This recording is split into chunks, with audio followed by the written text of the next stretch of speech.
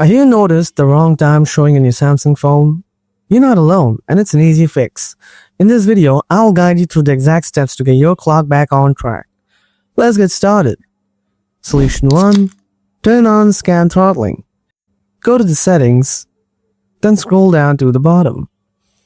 After that, tap on the developer option, and then scroll down to find the Wi-Fi scan throttling. Now simply turn it on. Solution 2. Turn on automatic date and time. Go to the settings, scroll down a little bit. After that, tap on general management. Next, tap on date and time from here. Here you will see the automatic date and time option. Now just turn it on. If you still have the same issue, then follow my next solutions. Solution 3. Set time and date manually. Go to settings again, then scroll down, find out the general management, and then tap on it. Here you'll find the date and time option. Now tap on it.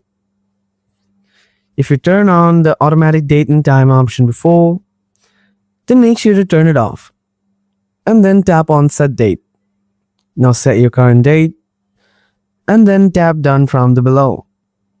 Next, tap on set time, set your time, and then tap done below.